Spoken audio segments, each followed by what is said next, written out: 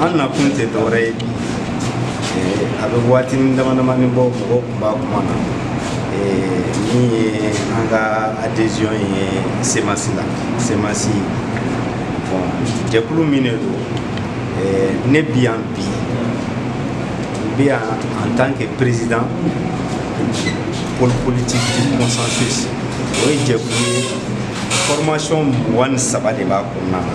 d'ici bien disponible donc o jɛkulu de jɛra ka da kan an ka réunion extraordinaire la an ye min provoqué k'a fɔ an ka na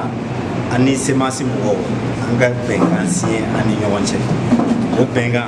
an nalen bɛ o signature de la bi mais an ka réunion in kɔfɛ an yɛrɛ ani imam Mamudu Diko an sigira an kumana hakilinaw ye ɲɔgɔn ta donc o yɛrɛ y'an tɔ renforcer an ka démarche kɔnɔna na o de kɛra sababu ye bi an bɛ kɛnɛ in kan donc Jamil Bitar bi yan bi Jamil Bitar ti yan mouvement citoyen tɔgɔ la Jamil Bitar bi yan bi n bɛ segin a kan tuguni mɔgɔw k'a faamuya pôle politique du consensus n b'o de tɔgɔ la nin kɛnɛ in kan donc n bɛna pôle politique du consensus ka alliance de signé avec la CEMAS. Mun de kosɔn aw ka jɛkulu in ye hakilina in ta ka fara mouvement du 5 juin mɔgɔw kan? Hakilina min an y'a ta ka fara nin jɛkulu in kan dɔwɛrɛ tɛ an bɛɛ lajɛlen an bɛɛ ye maliyɛn ye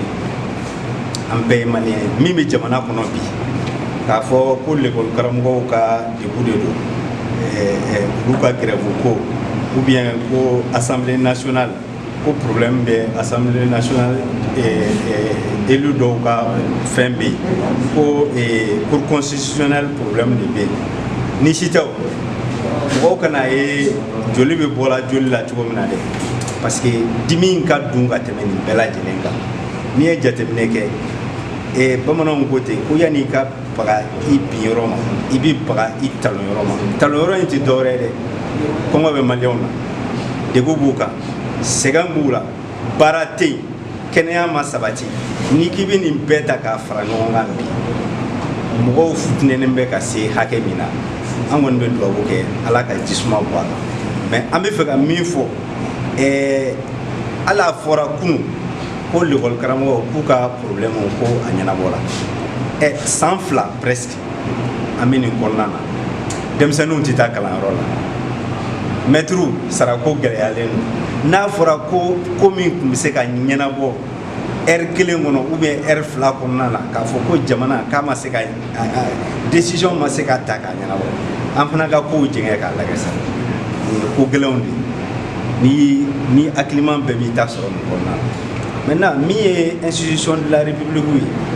an b'a fɔ ko conseil des collectivités o mandat banna nin y'a san joli ne yɛrɛ tun bɛ conseil économique social et culturel président la o fana mandat banna o fana ma se ka renouveler bon assemblée kɛrɛfɛ tɛ parce que degun min b'o kɔnɔna na bi o yɛrɛ kɛra sababu ye ka nan k'a tɔ bɛɛ bon haute cour de justice o fana bɛ bɔ assemblée kɔnɔna na o tɛ institut naani ye déjà o tɛmɛnen kɔfɛ cour constitutionnelle problème min bɛ yen a ma se an k'an da don cour suprême o président o fana bɛ retraite la bon bi a tɔ tora jumɛn gouvernement tɛ yen parce que premier ministre nommé na bon jusqu'à présent gouvernement ma se ka sigi sen kan a tɔ ye jumɛn ye sisan président de la république ni ye Mali institution ta sisan k'a lajɛ a bɛɛ walakalen filɛ nin ɲɛkɔrɔ la bon donc an bɛ min fɔ o yɔrɔ la et puis an ye dialogue national min kɛ décision kun taara k'a fɔ ko comité de suivi kun bɛ bila en place pour que baaraw min boloda la ni bɛ se ka don la teliya la cogo min na bon o si ma fɛ mɔgɔ n'i bɛ diɲɛ kɔnɔ mɔgɔ wɛrɛ de bɛ juru dɔn k'i labɔ dɛ bon maliyɛnw k'a faamuya anw ka hakilina ye min ye opposition ni majorité ko t'anw ka hakilina na parce que anw ko jamana bɛ se ka bɛɛ jɛ fanga a bɛ gérer ni bɛɛ jɛ fanga de parce que Mali yɛrɛ sigilen bɛ o de kan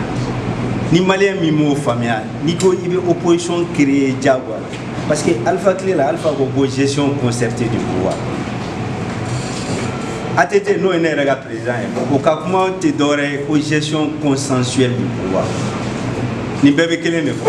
hali Musa tile la parti unique de tun bɛ Modibo tile la c'est la même chose bon n'i ko fo i ka jugu dilan i yɛrɛ la diyagoya la bon o fana ye faamuyali kura ye démocratie kɔnɔna na anw tɛ min dɔn donc bi anw kɔni bolo maliyɛn bɛɛ ka kan anw bɛ yan bi mun sen ka suma bi ka se nin kɛnɛ in kan an b'a ɲini bɛɛ fɛ an bɛɛ ka kɛ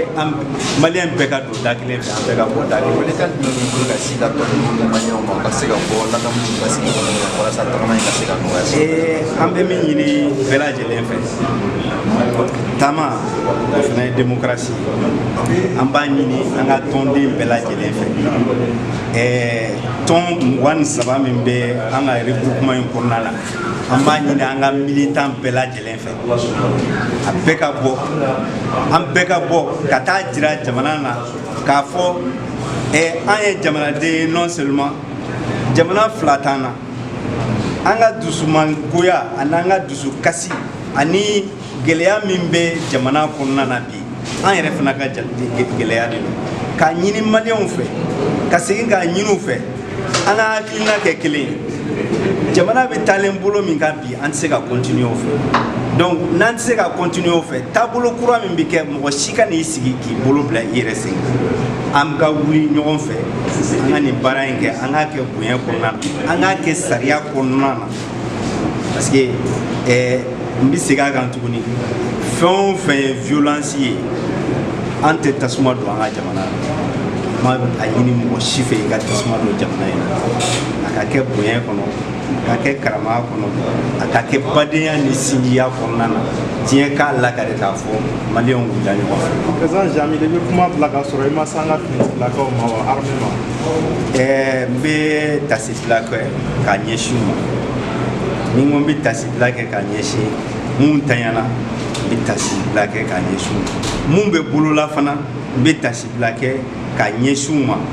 mun fana jogilen don n'u bɛ bana bolo nin waati in na n bɛ tasibila kɛ k'a ɲɛsin u ma mun bɛ bolola armée dɔrɔn tɛ an balimakɛ a n'an sinji a n'an jɛɲɔgɔn a n'an kɔrɔkɛ n'o ye Soumaïla Cissé n'o ye URD président ye an bɛ duwawu kɛ ala k'a ɲuman segin an cɛ ma an bɛ duwawu kɛ fana mun y'a a ka liberté minɛ a na bi ala ka hakili ɲuman d'u ma u fana ka segin u kɔ parce que adamaden i mana kɛ cogo cogo ala yɛrɛ ko tɛ o mɔgɔ bɛ se ka kojugu kɛ ka segin kɔ donc kojugukɛla fɛn o fɛn n'a bɛ jamana in kɔnɔna na bi jɛkulu min wulitɔla filɛ nin ye jamana in kɔnɔna na ka maliyɛnw ka hakɛ ɲini n b'a ɲini u fana ka segin u kɔ ka marifaw bila ka tamaw bila ka nin bɛɛ bila an bɛɛ ka hakilina kɛ kelen ye ka ɲɛsin baara ma jamana in kɔnɔna na o de bɛ se ka kɛ maliyɛn bɛɛ nafa la. minnu ko politikimɔgɔw nakun ye nin ko in na ko kana jɔyɔrɔ ɲini na i bɛ se ka mun fɔ olu ye. bon ni jama bɛ fara ɲɔgɔn kan bɛɛ b'i ta fɔ bi n'i bɛ fan min fɛ olu bɛ tɛgɛrɛ f'i ye n'i yɛlɛmana fan dɔ in fɛ olu b'i fa n'i ba nɛni ATT ko ten o n'i ma ɲɛ kɔni k'i bɛ sɔn fanga baara ma i bɛ jɛ ni fanɛni ye i bɛ jɛ ni ba nɛni ye i bɛ jɛ ni tɔɔrɔ ye i bɛ jɛ ni mɔgɔ b'i nɛni min man k'i nɛni mɔgɔ b'i dɔgɔya min man k'i dɔgɔya fɛn b'i f'i ma min man ka f'i ma fɛn b'i f'i somɔgɔw ma min man ka f'u ma ni i jɛra n'o ye ka ban ne kɔni bolo nin bɛɛ ye ŋaniyako de ye Mali ye fɛn bɛɛ di anw ma n bɛ segin a kan tuguni n'an bɛ se ka fitinin min lase Mali yɛrɛ ma ne bolo o fitinin an bɛɛ kan ka an cɛsiri pour que o fitinin bɛ se ka se Mali ma maintenant jɔyɔrɔ ko ni fɛngɛw ala yɛrɛ ka kumakan de don a bɛ fanga di mɔgɔ ma a ka di mɔgɔ min ka d'a ye ni don min mɔgɔ min ka kala mɛnɛlen don a bɛ d'o tigi ma mais k'a fɔ anw nakun ye place ko ye bon mɔgɔ tɛ kuma parce que bamananw ko ten ko n'i k'i b'i fan bɛɛ fɔ i laban i b'i yɛrɛ nɛni mais ala b'a dɔn an ŋaniya ye min ye nin kɛnɛ in kan an ŋaniya min b'an na nin kɛnɛ in kan o ye Mali ni maliyɛnw. Merci président. Merci.